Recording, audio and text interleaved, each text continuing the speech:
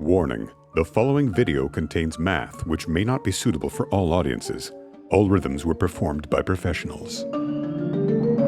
One of the tastiest, most mind-bending rhythmic things I've ever heard has to be a moment within Ari Honig's drum solo on the song Birdless from his album Live at Smalls. It's totally insane and super clever because of the way it relates to its musical context. And to really appreciate it requires digging into the details of that context. Not all difficult rhythms have this property of sounding, quote, tasty, though. There's plenty of modern music with wild rhythms where the rhythms often feel arbitrary because they don't lock into other things happening in the music, or because a reference pulse is simply too hard to find.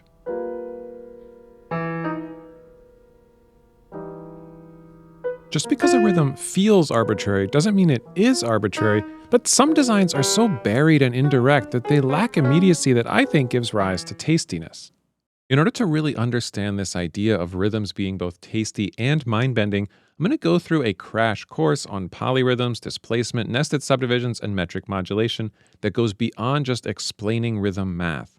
Then we'll check out some extreme examples of mind-bending metric mischief culminating in a ridiculous example that combines all the techniques at the same time. By the end of this, you'll have all the tools you need to dream up your own crazy yet tasty rhythms in any genre.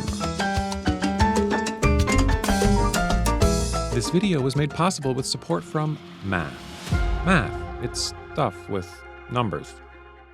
I want to avoid getting sidetracked and keep this practical, so let's just assume that meter refers to a conceptual structure of beats, and rhythm is the durations of sounds measured in terms of that beat structure.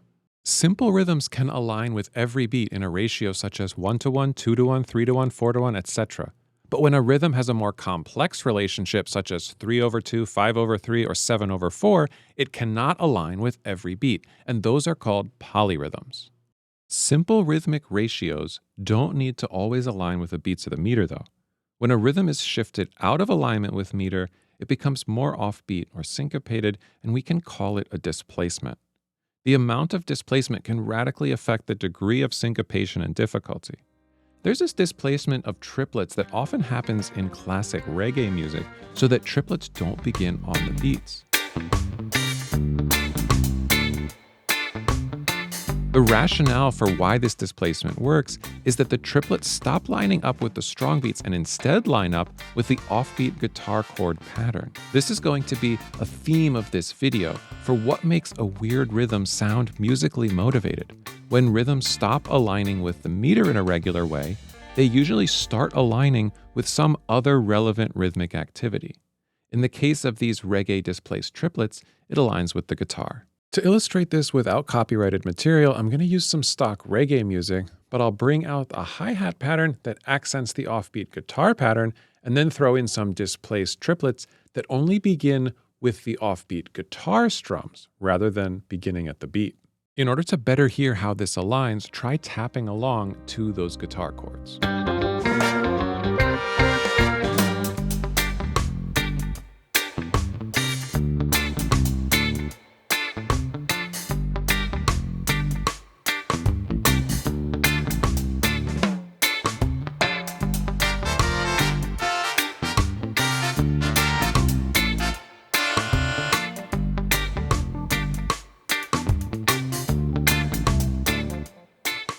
Thus far, I've only discussed rhythm as a steady stream of equal note durations. But we can use that as a starting point to conceptualize more complex rhythmic structures in two main ways. By taking those even durations and grouping them into some larger units, or by subdividing the spaces in between them. Let's start with the idea of grouping. If we start with subdivisions 4 notes per beat, you could make groups of 5 notes by having some musical parameter that accents every 5th note in some way. In Dream Theater's Dance of Eternity, there's a pattern of 4 notes and then a rest every 5th note. And then later those groups get a melodic shape so that the start of each group corresponds to a melodic high point. Now, 4 of these 5-note groups will last 5 beats because math. Here's what that sounds like repeating a single note. And here's what it sounds like once they have those arpeggios going.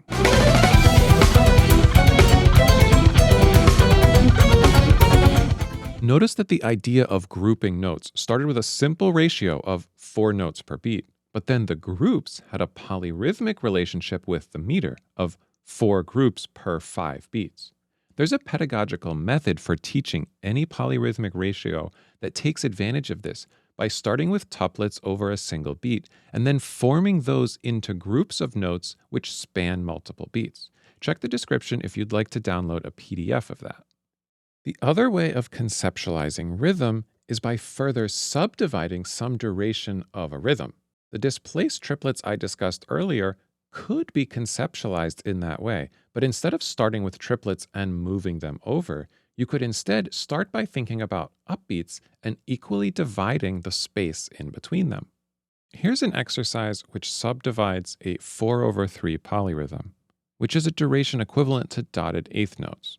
This is from my polyrhythm bundle, and it starts with 4 notes per beat accented every third note as a way to get into the 4/3 polyrhythm.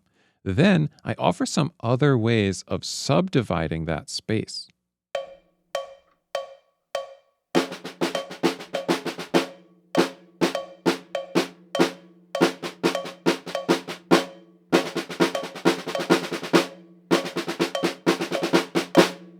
Subdivisions which fit into a duration other than the beat are sometimes called nested subdivisions. And if you're interested in some rhythm exercises like this, I'll put info and links in the description to that. These rhythms can all be disorienting by obscuring the original meter. However, some rhythms might actually be structured not just to obscure the original meter, but to strongly imply some other metric structure is happening. To experience how this works, let's start with a straightforward drum pattern, which Vinnie Colaiuta plays at the beginning of the song I'm Tweeked, Attack of the 20-Pound Pizza.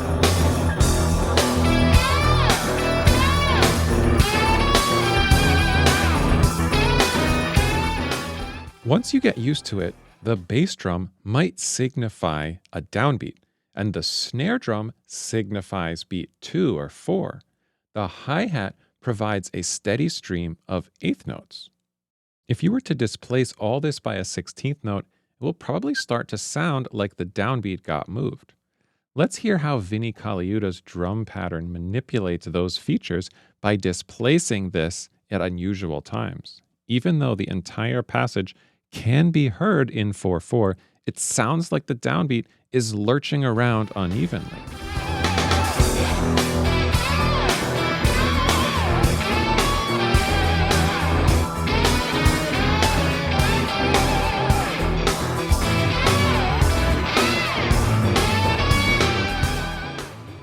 Instead of chopping up a pattern like that, you can also stretch it out or compress it. Here's a common 4-beat jazz pattern in 4/4, and you can compress it so that it occurs 3 times every 2 measures, as Jeff Tain Watts does on this track, April in Paris, from the Wynton Marsalis album, Standard Time, Volume 1.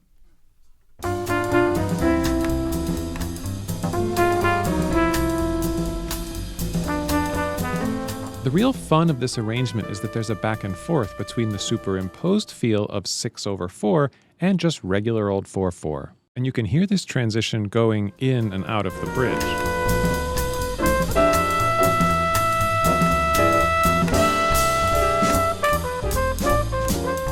Discussing what counts as the meter might get more conceptually complicated than I want to go into here. So let's just say when a rhythm implies that the meter has changed, we can call that an implied metric modulation, or just metric modulation for short. The last example in this video is going to go through one of the most mind-bending metric modulations I've ever heard. But that's enough for our crash course. Now we can get into the mind-melting, musically motivated metric mischief. If you want to subdivide between locations that aren't beats, my rule of thumb for making it musical and tasty is to make sure that the start and end point of that nested subdivision is musically meaningful in some other regard. Check out this piano part from the timba song Marina Quiere Bailar. I will link the original recording in the description, but the piano can be hard to hear with all the brass and vocals at the same time in there, so instead of the original track, I'm going to be playing an educational demonstration by Raul Blanco.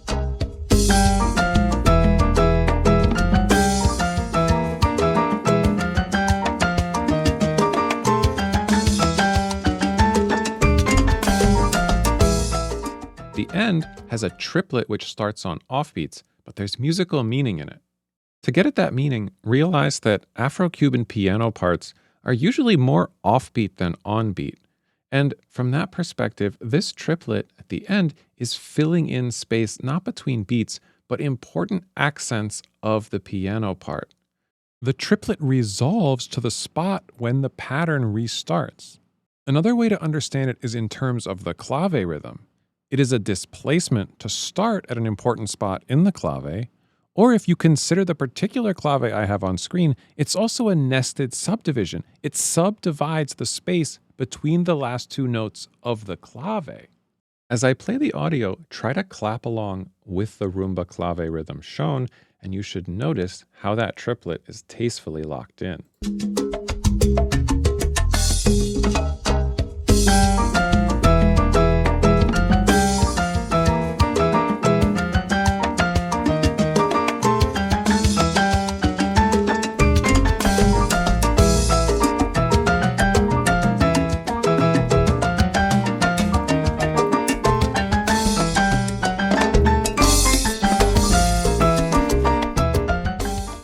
That was a demonstration by Raul Blanco, and I'll link a video in the description where he demonstrates that at a slower tempo as well.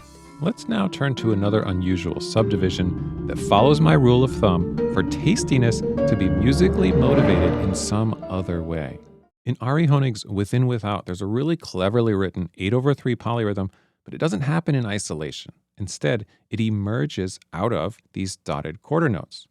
Let's listen to the opening phrase. First, there's an idea of dotted quarter notes, and then we get a similar repetition but elaborated so that the 8/3 polyrhythm sounds like a nested subdivision of 4 notes within what was originally a dotted quarter note.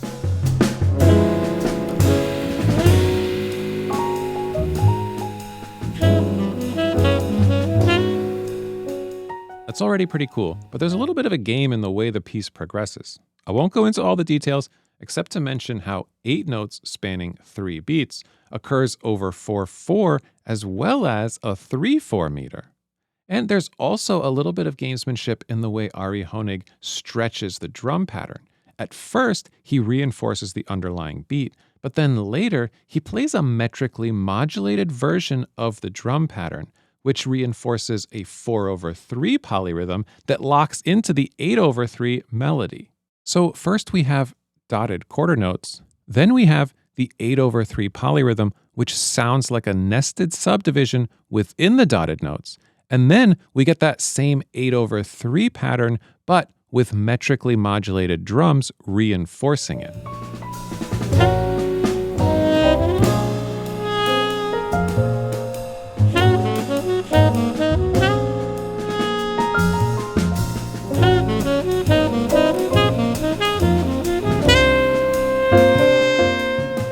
Hopefully at this point, we're now prepared for the final boss of brain-melting metric modulation. Imagine you have an 8-measure phrase in 4/4. With 8 eighth notes per measure, I cannot group these into groups of 7 without something being left over at the end. However, a 7-measure phrase in 4/4 could have 8 groupings of 7 superimposed over the length of the phrase because of it's a large-scale 8/7 polyrhythm because of the way that I grouped the eighth notes. And the way that Ari Honig composed the song Birdless clearly takes advantage of this possibility. The A-section phrases are 7 measures long. For the drum solo, Honig composed 8 hits over top of those measures. Except this massive 8/7 is also displaced to start just before the downbeat. If this is hard to follow, let me give you a little cheat code. Since there's a chord progression on these hits, hearing the beginning of the progression is also a cue that you are on the upbeat. Now, let's have a listen to what Ari Honig does on his drum solo during some of these hits. I'll give you the measures leading into those hits to help you navigate where the beat is.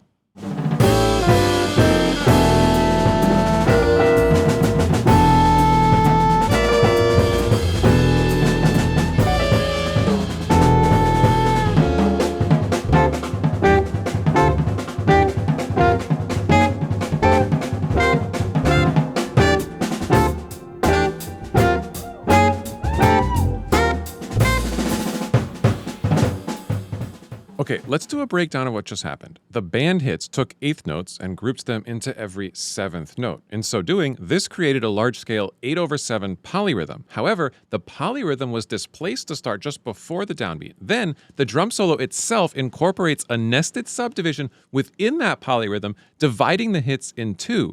However, the nested duplets on the drums are a pattern like a standard rock and pop beat, creating an implied metric modulation where those bass drum notes sound like downbeats. If you're having trouble following the original beat, that's part of the game being played here. There are strategies for how to navigate the original beat and the superimposed beat, but I think that's a topic for another time.